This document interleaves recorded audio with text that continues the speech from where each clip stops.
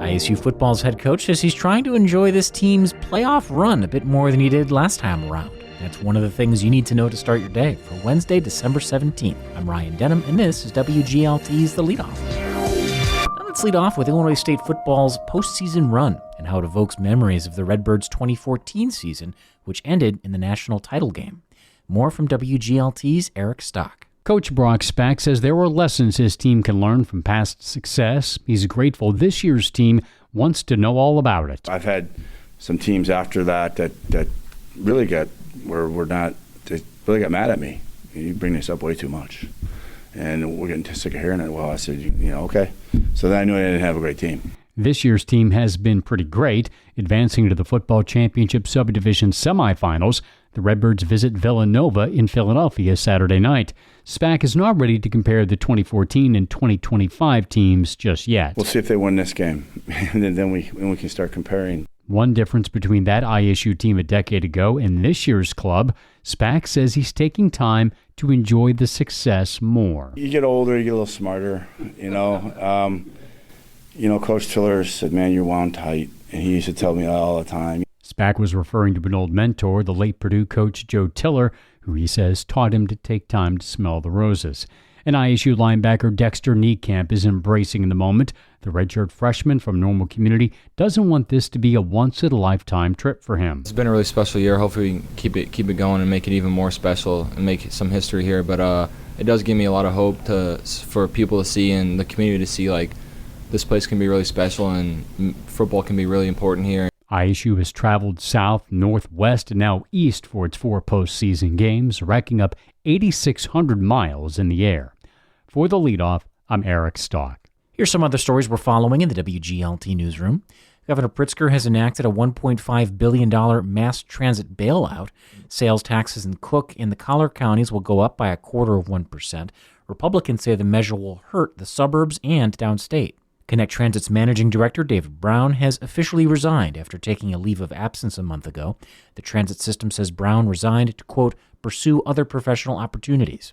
The Nuclear Regulatory Commission has renewed the operating license for the Clinton Nuclear Power Plant, about 30 miles south of Bloomington Normal.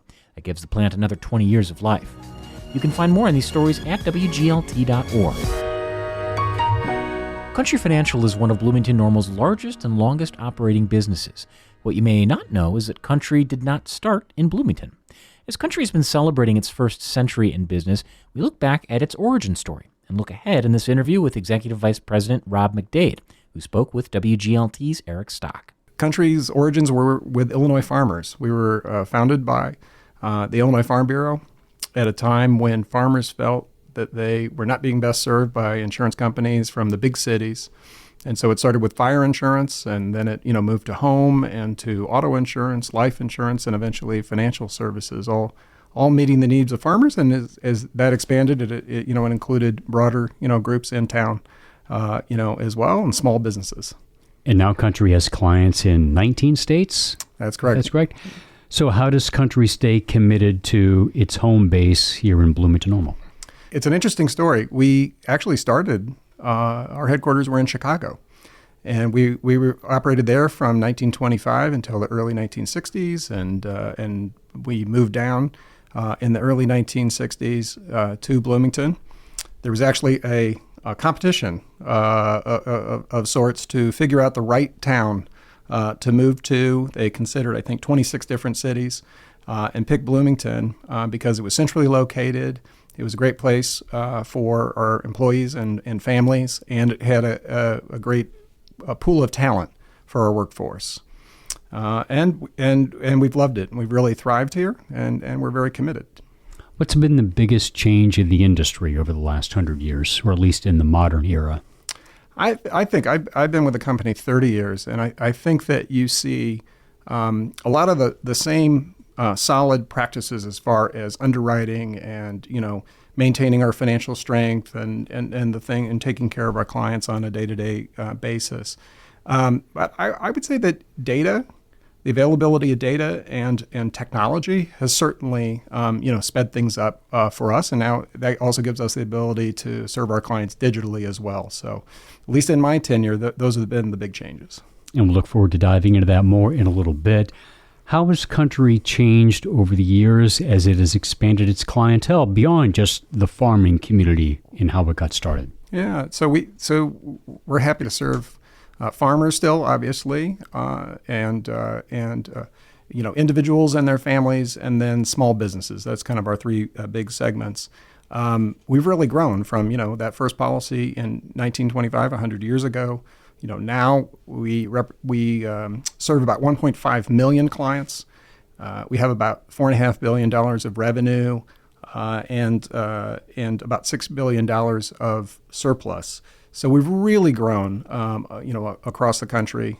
Those non-farm clients now no longer are required to have Illinois Farm Bureau membership, a matter that's now ended up in court. But what has the impact of that been for Country? Yeah, that was a decision that we made to no longer require that membership for non-farm policies. We felt that was in the best interests of our clients. Now, I would still say that membership is encouraged, and I'm a proud member of McLean County Farm Bureau. I find value in it, and I find that it's a good way to support agriculture, and which is the largest industry in our state. But we felt it was necessary as we operate in a very competitive environment. And it was a way for us to stay contemporary, especially in a digital age. But it doesn't really take away from the close relationship that we have with the Illinois Farm Bureau or the 92 county farm bureaus. So that's a constant for us. Can you say if Country has gained or lost policyholders as a result? I would say that we again, it's a very competitive environment. And it's obviously a choice for clients if they want to continue to be members. But we're really focused on growth and maintaining that strong partnership with Farm Bureau going forward. So you maintain that it was a good move and it's paid off for Country generally? I believe so. That was Country Financial Executive Vice President Rob McDade speaking with WGLT's Eric Stock. You can hear more of their conversation tonight at 5 on WGLT's Sound Ideas. And that's it for today. I'm Ryan Down. The show was produced by Lou Warner. You can subscribe to The Leadoff on the NPR app or wherever you get your podcasts.